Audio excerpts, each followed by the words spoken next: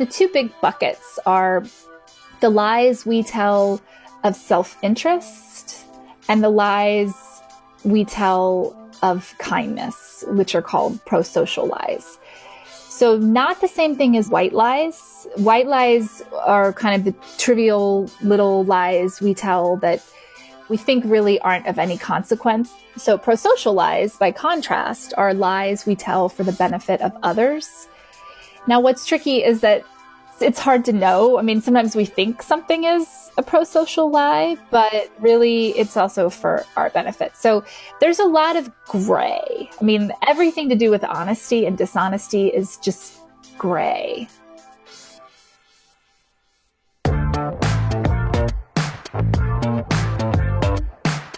Hello and welcome to the BBXX podcast, Let's Get Intimate.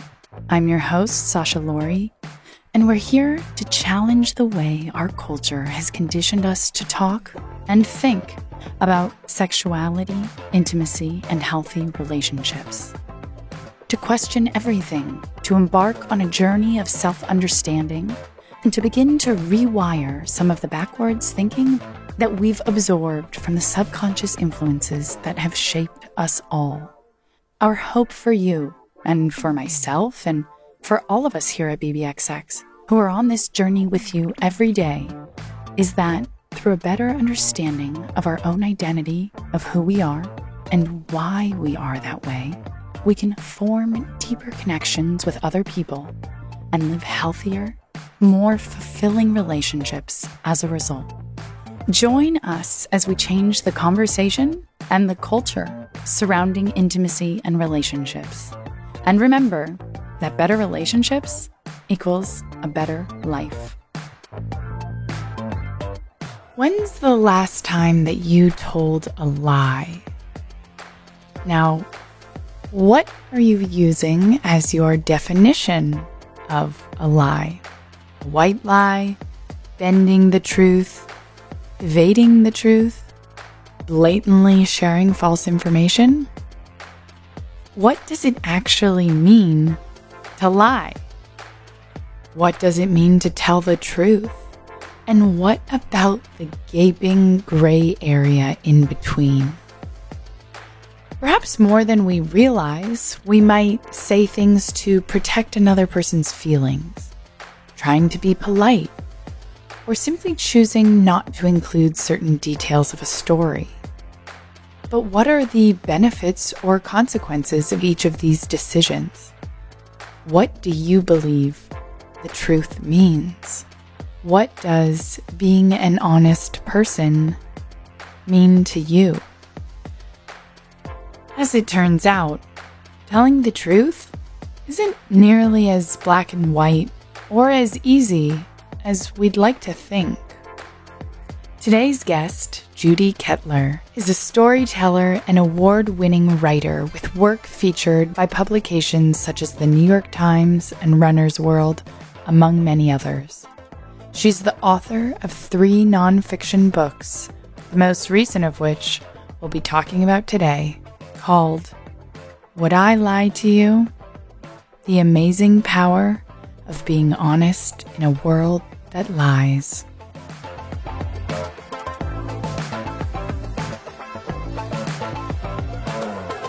Thank you so much for joining us, Judy.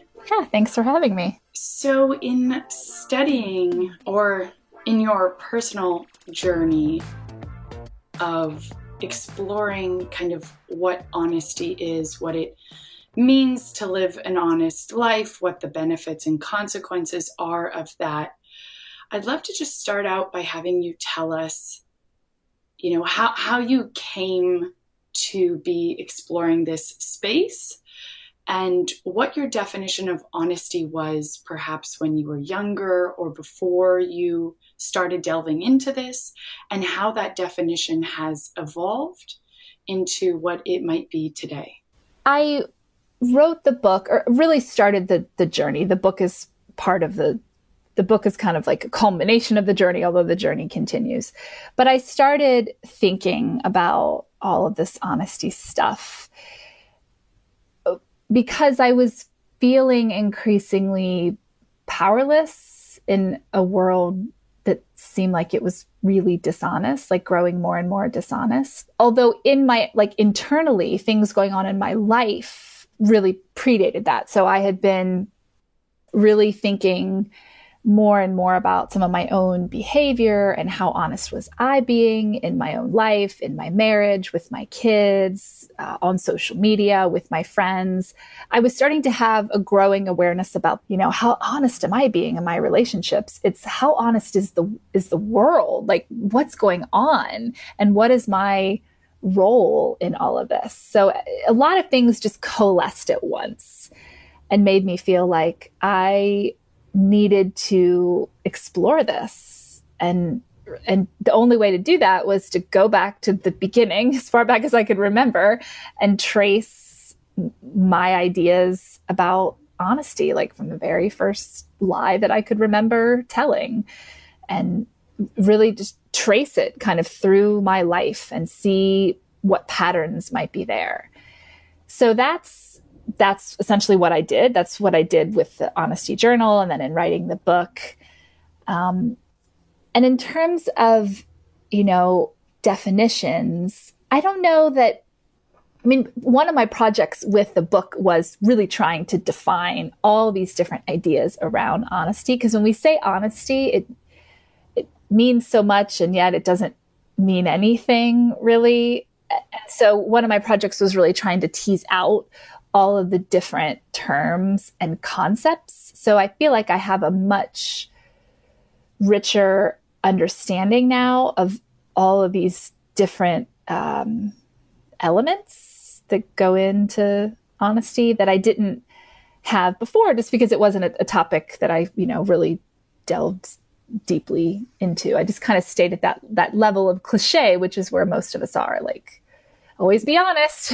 Honesty is the best policy, and it's, not always the best policy. But until you really engage with it, you don't even have any like critical vocabulary to think about it. And so while we're kind of talking about definitions, I love the concept of operational definitions. I guess how you would attempt to define honesty and dishonesty as well. Yeah, that's, I got on the phone with this philosopher, Thomas Carson, who wrote a whole book about deception. And he was so great to talk to. And like the first thing he said, it was something like, it's meaningless really to talk about honesty, because you can't, it means everything and nothing. Like you have to parse out all of these different things. And, so the two, it's almost like we can define it by talking about dishonesty. It's almost easier to look at all of the different ways that we deceive and are dishonest. So, the two big, like there's all kinds of ways that you could slice this, but the two big buckets are the lies we tell of self-interest and the lies we tell of kindness, which are called prosocial lies. So not the same thing as white lies. White lies are kind of the trivial little lies we tell that, we think really aren't of any consequence. Sometimes they are of consequence, and sometimes they are quite self-serving. So lies of kindness and white lies are really not the same thing. So, lies of self-interest are the lies, the ways we deceive, to do with, money. Like that's the easiest one, right? But it isn't always that. It's a lot of times it's much more to do with ego, to do with, a way we want to see ourselves or to see a situation. There's a self-interest component. Like it's something that we need. We need to believe a certain thing. There's something in it for us, basically. So prosocial lies, by contrast, are lies we tell for the benefit of others. Now, what's tricky is that it's hard to know. I mean, sometimes we think something is a pro-social lie, but really it's more to do with our ego or because we're afraid to stand in an uncomfortable space. And so we think that we're saying this thing for the benefit of someone else. And maybe it is, but really it's also for our benefit. So there's a lot of gray. I mean, everything to do with honesty and dishonesty is just gray. I feel like there's so little that's black and white. I mean, after writing about this and reading about this and thinking about it all the time, more and more I see that there's not nearly as much black and white as I used to think. So those are kind of the two big ways that we can think about honesty, or dishonesty, however you want to spin it. And so what's interesting is that we think that we are way more honest than we are. We think that, we would all probably say, oh, well, yeah, sure, I do pro-social lies, but I probably don't do a lot of lies of self-interest. I'm a pretty honest person. We think that we are more honest than we are. But, there's a ton of great research out there. Dan Ariely, behavioral scientist, has done a lot of research looking at this fudge factor that we have where we lie by like 10%. And we do it like a lot and we justify it. But yet we still think of ourselves as honest. There's this cognitive dissonance that happens. And then with pro-social lies, it's hard to have a real discussion around honesty and deception because we're very stuck in thinking honesty good, deception bad. And that is often true, but it's actually not always true. But we get very stuck in this way of thinking about it. So it's hard to have a really informed conversation about it because we got all these cliches. Like, again, honesty is the best policy. You should always tell the truth. When really that erases so much complexity. And it's interesting because even when, with these expressions, honesty is the best policy, always be honest, I think we're not even really paying attention to what we're considering honesty or dishonesty, or, for example, leaving out information, and where does that lie? Yeah. And there's so many biases at work, so one of the biases is the actor-observer bias, where we judge other people far more harshly than we judge ourselves. In fact, we may not even notice that we're engaging in the behavior, but if we do notice it, we justify it. And so it's like that feeds into this thing of thinking everyone else is so dishonest. Right. And I think that just brings us to the question, concept, or reality that some of the biggest lies, or perhaps most frequent ones, are the lies that we tell ourselves. And so really exploring how is it different, lying or leaving out truth or telling a different version of the story. How is that relationship to being honest different with ourselves as it is with other people? Sure. So, about the honesty journal, it's very low tech. I just opened a Google document and started writing down pretty much every honesty decision I was making throughout the day. So, like conversations I would have with my kids, I give the example of, my kid, my daughter, I was giving her a bath and she was like, Mom, last year, did you kill the cat? when you said that we put him to sleep, did you kill him? I mean,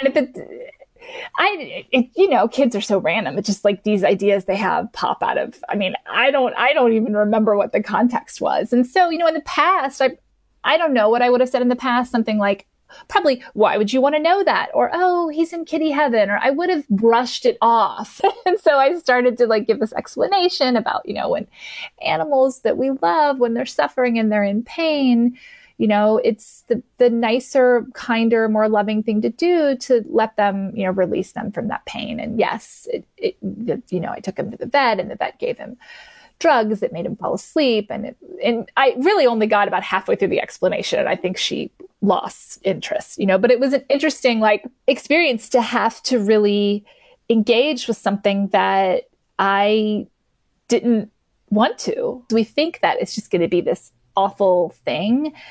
And so often we're wrong. I mean, there's research that shows that we mispredict what honesty will feel like. We feel like it's going to be this, terrible thing that's going to ruin all of our relationships, and we're going to lose friendship or lose respect or whatever. And in reality, it turns out to be very socially connecting.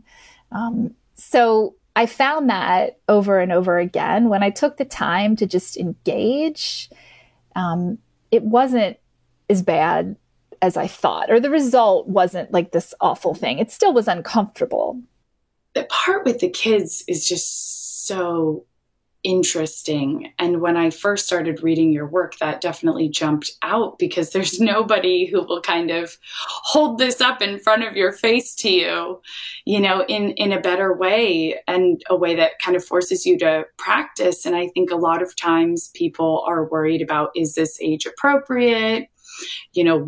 At what age can you start talking about certain themes or that kind of stuff? But there are, as you mentioned, different ways to talk about it in a lighter or more detailed manner. But a lot of these big topics, be it, life, death, relationships, sex, whatnot, have to do with themes of respect, of power, of, valuing yourself, valuing others. And those things, there's no age at which it's too young to start teaching people about those themes. So to help people kind of think about it from that way, and let alone, as you've mentioned in some of your work, if you're not taking the time to fill in these gaps, they'll find information elsewhere, and who knows where it'll be and what it'll say. So really trying to take the opportunity to responsibly, take on that scary but extremely valuable lesson, both for the child and for, the parent or the guardian. Well, and it's such a chance, especially these conversations around sex with kids. First of all, I was raised by two wonderful, wonderful parents. Very lucky how I was raised, very high functioning family, but we did not talk about sex. I think my mom would have, but my dad, he did not. He was just this kind of German stoic, we did not talk about it. And I was dumb. I mean, I didn't know really basic things until probably sex education in 7th grade. I mean, I guess I knew some things from my friends but I just remember feeling kind of stupid and ashamed. And so as a parent, I've been really determined to not do that, to just be very, very open about stuff. And one of the things that I learned, Amy Lang, who is a sex educator and wrote a book, what she said is that these conversations are such a chance to impart our values to kids. So, for example, if, your kid, and one of my son is he'll just ask. I mean, I have a whole section in my book about the things that he's asked me that I know people are going to read it and be like, I can't even believe this, but believe it. It's real, right? So so the example that Amy Lang gives, and I can read you some of the examples of what my son asked me, but what she says is let's say a kid asks you, what's oral sex? Instead of just saying why do you want to know? Or don't worry about that, or you're too young, whatever. You say something that's a way that people like to be sexual without having to worry about getting pregnant. But it's not for kids, it's for later. It's, simple explanations like that, where you're also imparting some values. And it's not just conversations around sex. It's conversations. So like if your kid asks like, Mom, are you and Dad going to get a divorce? Instead of just saying like, no, or why would you worry about that? Or of course not, or whatever. You could say, hopefully not. We love each other. We're committed to working on our marriage. But you know what? Marriage only works about half the time. And people do get divorced. And we shouldn't judge them when they do. It's just sometimes it doesn't work out, but they still love their kids. Like it's a chance to have this conversation that brings in values versus just this knee-jerk thing. And I think that we miss that with uncomfortable topics because we're like, why is my kid asking me about a pimp? Why is my kid asking me what an orgasm is? How can I answer, how can I answer this? And it's uncomfortable, especially if you come from a family like I did, where like it wasn't talked about, like in the Netherlands, they talk about sex from a very young age. Like it's a very open society. They teach like kindergarten or sex education. Like it's a whole different world over there, right? Well, I didn't grow up in the Netherlands. Like I grew up with like a dad who like, you never said the word sex. And so it's still uncomfortable for me. But if I can just remember, like, this is an opportunity to talk about values, if I can just get over my squirmishness at having to explain what an orgasm is, like I can maybe get a message in there.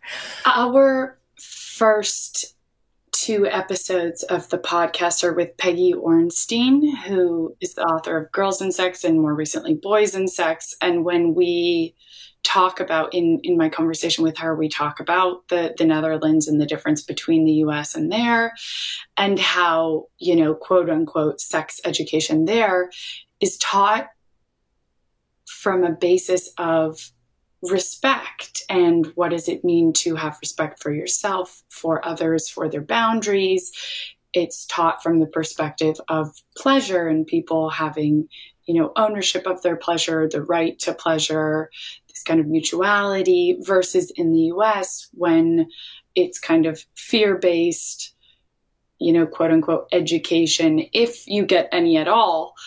And it's about, don't get pregnant, don't get STDs. It's this scary concept, and it's a completely different system and set of values that is being imparted.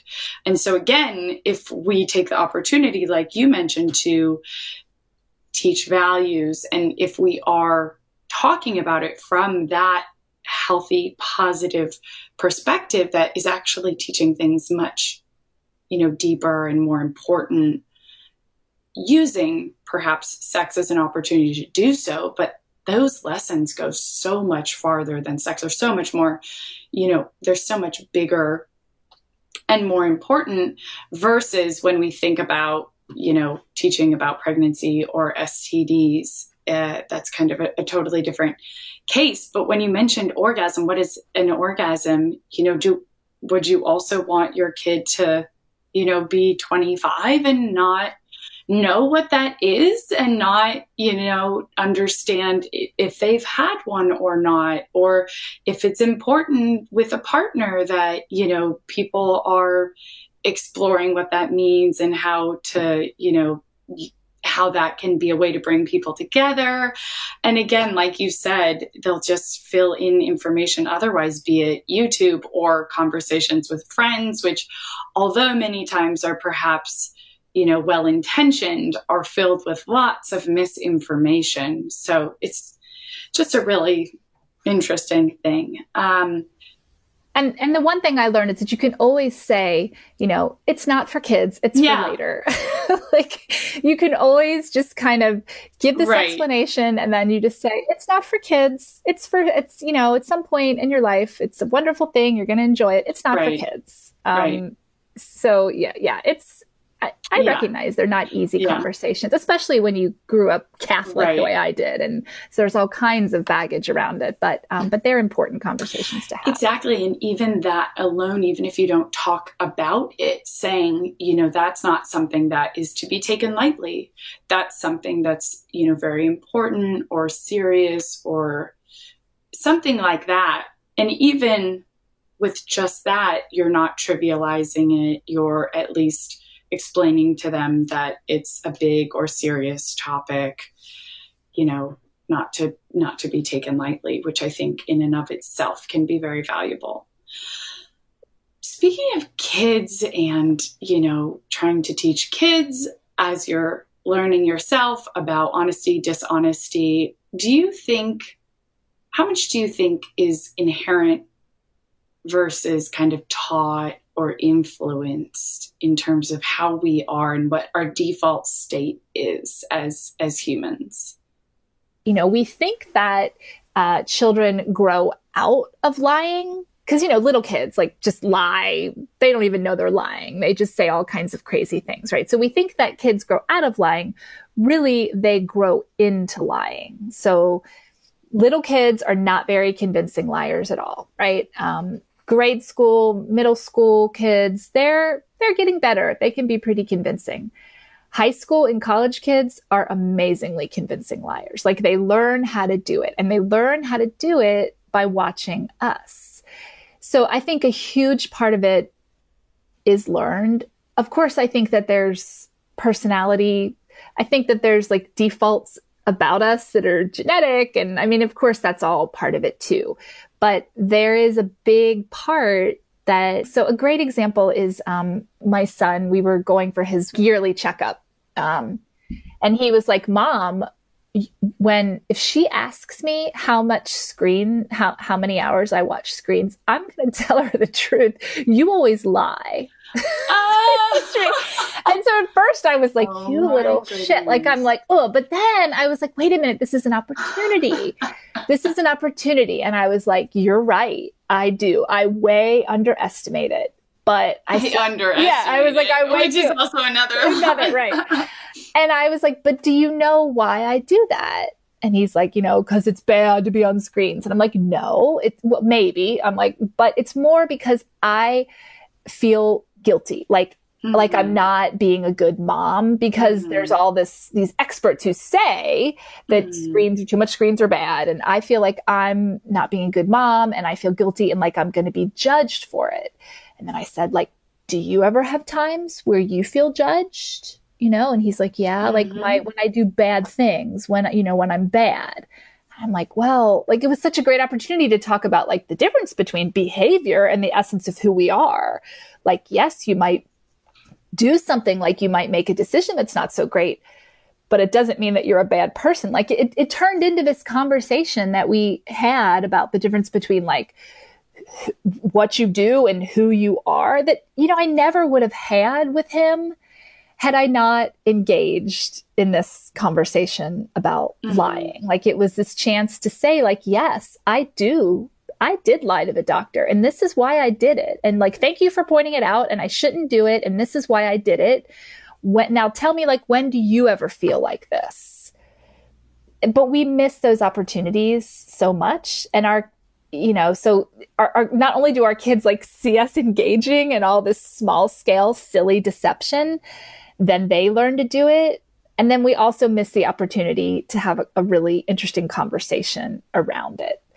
So I'm a big believer. I do tell my kids now, if you see me lying, you can call me out. Maybe don't embarrass me. Don't do it in front of whatever. Right. But once we're back home or in the car or whatever, you can ask me about it. Call me out on it. And so I've really told them, this is, you call me out on it because maybe there's a really good reason why, and it would be a good thing for me to explain to you. Or maybe I need to be called out on it because it was silly and I shouldn't have done it. And, but, we don't by and large want to do that. Cause it's, it's hard. Right. It does just sound like it leads to so many interesting conversations and very cool and dynamic and deeper opportunities to talk and connect with particularly children in a different way. And so I'd love to just hear about how you think that can change your relationship with kids, and then how can exploring this then change your relationship with yourself. If you really kind of put in the work, examine things, hold up that mirror to look at, your own hypocrisy or judgments and kind of break down the barriers that might, filter not only the things we're telling other people and ourselves, but, distort our reality and perceptions of ourselves. And so I'd love to just hear about how you think this can change our relationships with ourselves. Yeah. So, with the kids, I mean, my kids they're 9 and 11 now. And so everything I say with the caveat that I don't have teenagers yet. So I don't even know what it's like to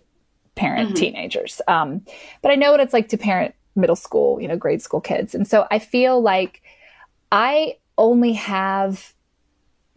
going to come to me for a little while longer. Like I only have this space of influence. I don't have it much longer. Like I'm already losing it. I'm already losing it like to Fortnite, right? Like especially right now because all they're doing is on screens, right? Because like that's their world right now with, staying at home with the pandemic. So I only have them a little bit longer. And so I really want to make the best use possible. So if they're going to come to me to ask questions or just conversations or whatever, I want to make sure that those are the best interactions possible, and that we are engaging with these issues, these values that I feel are important, because by the time they're teenagers, I don't know what kind of influence I'm going to have, So I just want to make sure that I use what I have now. And there's also, you might lose that sphere of influence or trust or being, somebody to confide in, were you not doing this work and having this relationship where they do feel like if they go talk to you, they can get answers or truth or whatnot. It seems as though it would also make it easier to perhaps lose that contact and relationship sooner, if you did brush off more things or hide more information, et cetera. Yeah. I mean, so I'm a believer in like, hopefully having these kinds of conversations now, I'm hoping will pay off later. I mean, so it's related, not the same thing, but one of the reasons why, I let my kids have Instagram, is because I can do it with them and I can like teach them about social media and like say to them things like, why do you think there's a picture of, a woman in a bikini here? Well, it's someone's making money off of this, instead of just being like, oh my God, women, you can't see this. Like, let's have a conversation around who do you think is making money off of this? So like I can have, to me, I look at it as this is a chance to teach them because this is their world. It's not going anywhere.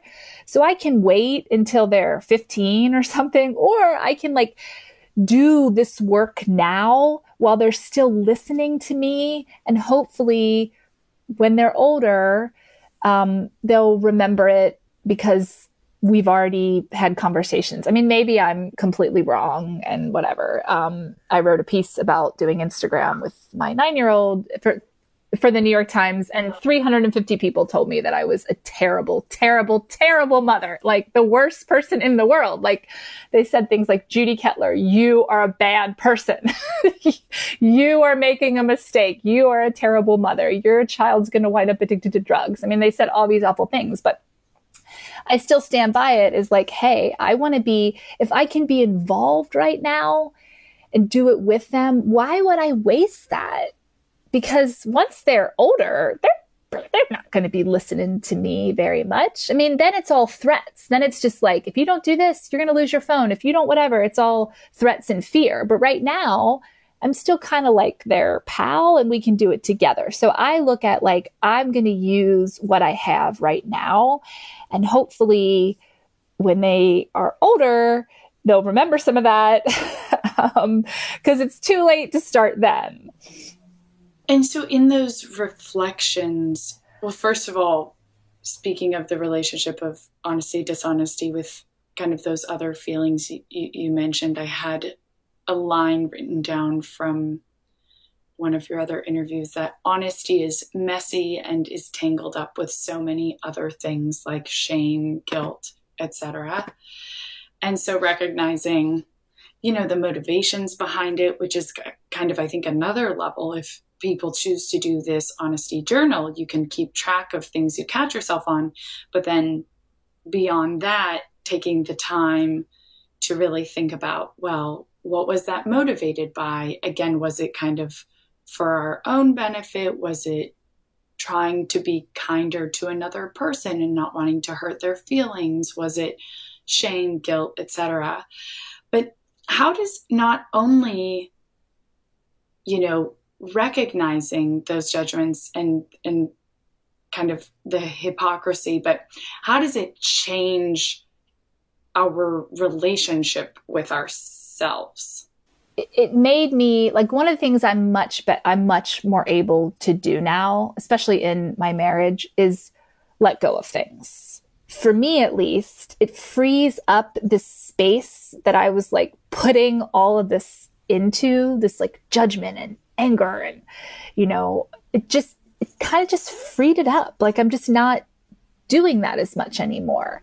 And I don't know if it's because doing all this work has made me see that I'm not nearly as perfect as I think, or like that I've got, like, I don't know exactly what it is. If maybe, there's lots of different ways to get to this, lots of different kind of self-development work to get to it. But for me, doing all this work, it just made me feel more just lighter, more and more aligned with, like, not having to keep track of, what stories am I saying? And what am I saying? I'm saying this, but I really feel this way. Like, just not having to keep track of all that anymore.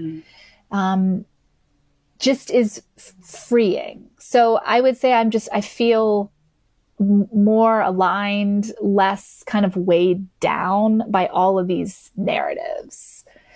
That's more the kind of the benefit that I see, like the real tangible benefit that I see in my relationships and conversations with people.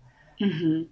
Yeah, and having that kind of ownership of your actions and your thoughts and a better understanding of it, that does sound liberating. How complicated is honesty, and how blurry is the line between honesty and dishonesty? I just had so many thoughts thinking about the relationship between this and so many other things, even just in terms of being optimistic versus a realist versus pessimistic, how much honesty is involved in each one, or being, like setting goals with ourselves, how honest are we being, or again, protecting other people and trying to be kinder in certain contexts, or those, different kinds of lies. There are just so many different nuances and angles and layers to all of this. Yeah, absolutely. And, in marriage, or, when I say marriage, I just mean kind of any like long-term committed thing, whether or not people are really married, whether it's heterosexual, same sex, kind of just marriage is just the easiest shortcut for all of that. When you look up honesty in marriage, like if you Google it, for example, because I did this, most of what you see is about infidelity. And it's kind of like statistics about it, which are not accurate in any way, or it's, blogs about it, or religious articles about it. The conversation around honesty in marriage, to me, it feels very one-dimensional. Like, honesty is one of the most important values in marriage. And like, that is supposed to tell us anything. Like, what does that mean? And so I think a person who actually does a wonderful job of complicating it is Esther Perel. So she's written a couple books. She has a podcast, which I love listening to, because she really says like, no, we can't just say that. Like, what does this mean? And so, you know, for me, I, of course, wanted to think of myself as an honest person and as being honest in my marriage. But yet I was keeping all kinds of things from my husband, mostly just kind of my own feelings. And then trying to figure out how to be honest about that. There's so much fear bound up in it because we're so afraid of what we might lose. Like if I am honest about, you know, so for me, I was having an emotional affair with someone, which went on for kind of waxed and waned, but it went on for about 4 years. And while my husband and I had some conversations around it, especially early on, I never knew, like, until the moment where I was like completely honest with him about it, there was never a specific reason to be honest. Like I didn't know what would the point of being honest be right now, because I don't want to get divorced. I don't want, like, what is my end goal of honesty? And so I think, you know, I finally came to this point where I was like, well, I can't live this. Like the end goal is that I'm going to lose my mind. Like I can't live this way anymore. Like we've got to have this conversation and figure out what we're going to do. So I think, you know, one of my principles, the book, I have these 10 or 11 principles. And so one of the principles, the one that applies most specifically to marriage, although it could also apply to friendship or family, is when you love someone, honesty is about sharing with a loving purpose. So it's not just about saying whatever or confessing something because you feel bad. It's about sharing something. So not just confessing, but sharing something with this loving purpose. So it's coming from a place of love, not hurt, saying something to make someone angry. And it doesn't mean that they're going to love what you say, but it's coming from a place of love. And so this was kind of a thing that I came to more as I was pretty much writing about this as I was living it, which is always an interesting thing when you're like writing about something and living it. Because are you making reality with what you're writing, or are you writing down the reality of it? I don't know. It's like a weird thing, I think. But this was something that as I was like living this and writing this, I was like realizing that it isn't just about like saying whatever or just being honest for the sake of being honest, because why? Like what is that? It's not about honesty. It's about like what it means in the relationship. What was your process of becoming honest with yourself in that span of 4 years? You know, it's interesting because have so much distance from it now, and it feels like such a different part of my life, even though it wasn't that long ago, because I'm not wrapped up in it. Now I can look at it a little bit more. I don't know if objectively is the right way, but like I'm not caught in it anymore. Removed. Right. And so, I mean, I see that I was being honest. I thought I was being honest with myself. So, you know, I would say like to myself, and sometimes even to my husband, like, you know, you're not being emotionally supportive. Like, you know, I know that when we got married, we kind of had this agreement, like we can each take care of ourselves. And like, you know, I'm kind of a emotional Swiss Army knife. Like that's what I would think of myself as. Like, no one needs to take care of me. Like I'm independent. I don't need anyone to take care of me. Like that's really what attracted, I think, him to me, and really why we fell in love. And, but I would say to him, like, but I'm I've evolved. I'm different. I have different needs now. You know, I need this emotional support. And I find it in this other person. And so it was very much a conversation, like in my head. And when we did have the conversation, it was always about kind of like what he wasn't doing. Right? It was always like, this is what's lacking and it's your fault. And it wasn't until I really dove in, like, let me look at this situation more honestly, that I saw, in fact, I had a role too. Like, I always knew I had a role. Like, I'm not a moron. Obviously, I know a relationship is two people, but I didn't see all of the conversations happening inside of our conversation. So a book that is fantastic, it's called Difficult Conversations, and it's by some three authors with the Harvard Negotiation Project. It's not about marriage at all, but it's really all about marriage, because it's teases out these conversations that are happening inside of all these conversations. And it wasn't until I really took a step back and looked at, like, you know, what are all the ways in which I'm failing? It's not just about how he's failing me, but all the ways in which I'm failing him. And not because either one of us are bad people, but because of, you know, these experiences and these histories that we came to, and expectations that we came to the marriage with. Like, I always said that I was really low maintenance. Like, that's one of my favorite things like to say. So I'm so low maintenance. I don't need all that emotional shit that all other women need. So that was like my narrative. And I really wanted to hold on to that narrative because it was such a key part of my identity. But I had to let it go and realize that, in fact, I was very high maintenance emotionally, but that was okay. So I think that until I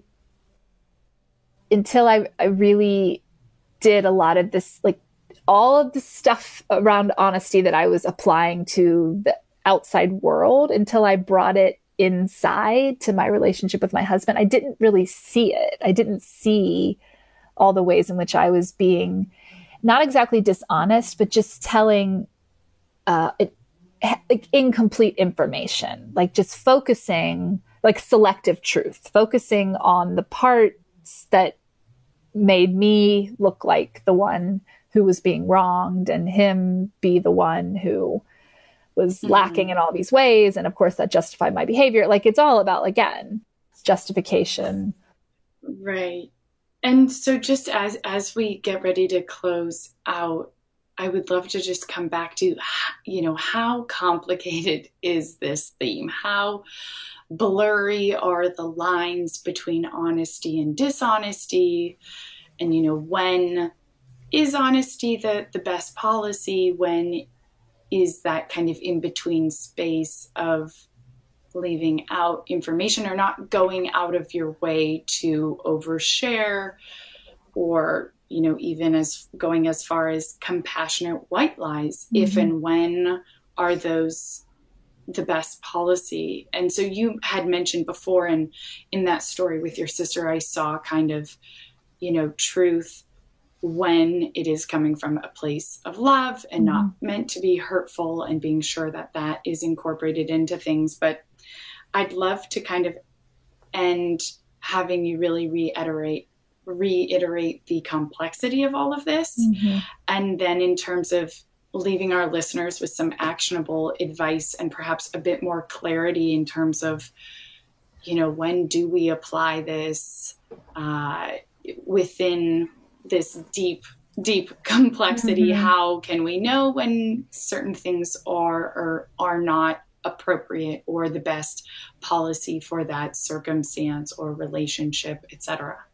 Sure. So it is complex for sure. I mean, I wrote a whole book about it, and sometimes I still think there's, you know, 5 more books I could probably write. I mean, it's very complex. But that is not a reason to not engage with it, you know? So the cool thing about, if this is a project you want to take on, like, I'm going to work on my honesty, you know, the same way you think I want to work on being more vulnerable, or I want to work on being more, running 3 times a week or whatever. Take the same approach to this. I want to work on paying attention to my honesty. One thing I advise people to do is to tell people around you that you're doing this work. Because first of all, it kind of gives you a little bit of a thing where if you do have to maybe deliver some uncomfortable honesty, you can say, well, I'm working on being more honest. It kind of is this little bit of a buffer. And also it's interesting. That's not a thing that everyone's everyone's like, oh, I'm walking, I want to lose 10 pounds. We hear these things all the time, right? These self-improvement things. Not that many people are walking around saying, I'm working on being more honest. So it catches people, they pay attention. And then it kind of rubs off on them. And then they start to think of you as the person focused on honesty. I know this because this is what happened in my life. Once I started having conversations about it with people started linking me. This is even before I wrote the book. People started linking me with honesty, And so I think it can have this ripple effect, but it also kind of keeps you a little bit accountable. So I really advise that you tell people, your inner circle of people, I'm focused on paying attention to my honesty, because it can be helpful. But yes, it's difficult work, but you just take it. It's one day at a time. You just start by paying attention. Just start by paying attention. You don't need to judge. Be careful about judging yourself too much. Your first project is just to pay attention. And even in the paying attention, because research shows that when you're reminded to be honest about something, you probably will be more honest. So that's a way to kind of curb that fudge factor a little bit. If you're just focusing on being more honest, you probably will be. So it probably will just the focus alone will probably make you more honest. And then just take it really one day at a time and write it down and just start noticing and, start seeing patterns. Pay attention, not just to actually what you said or did, but what you were thinking, the thoughts that you have throughout the day that come up around honesty or truthfulness or, whatever. So it's really just, the project is really about paying attention to your honesty choices, which will probably make you more honest, but it will also make you notice the reasons why you might choose to deceive in a certain situation, which doesn't mean it's the wrong thing to do. It might not be the best thing, but you'll never even get to that if you don't pay attention. Once you start paying attention, you can see, well, actually, that wasn't really a lie of kindness. That was a self-serving lie. Whereas another situation, you might say, that was a lie of kindness. That was a lie. Lies save lives, right? The most extreme example is, in Nazi Germany, Germans who hid Jewish people in their crawl spaces, right? Lies save lives. So they're not all lies are bad. But you'll never even get to understanding any of that if you don't pay attention to it. That kind of lies save lives is just so interesting and brings a whole other layer into it, because at first my head went to, optimism and telling ourselves we can get through something even when we don't really know, let alone protecting other people, not even with, keeping information from them, etc., but a third party and protecting ourselves in others with that, love and compassion, and it coming from that place versus anything selfish, etc. Well, I would invite our listeners to, take the time and effort to start to notice things about ourselves, about other people, and as always, to continue to question everything, be it our, behavior, our behaviors, actions, or reactions to things, and to always be trying to better understand ourselves through different lenses and different perspectives, and to not only give ourselves that space we talked about, but to begin to create that space for honesty, for growth and evolution, and hopefully as a result for a deeper connection with ourselves and with others. So thank you so much for joining us today and for sharing not only this information, but all of your personal experiences from your marriage and relationship to that with your children. And hopefully I'll be looking up some more of those conversations you've had with your son just for pure entertainment purposes. Yes. I could see us having a whole other conversation where we just like do a read along and you just share. I can't even imagine how many parents would love that. So we might have to explore that next. Yeah.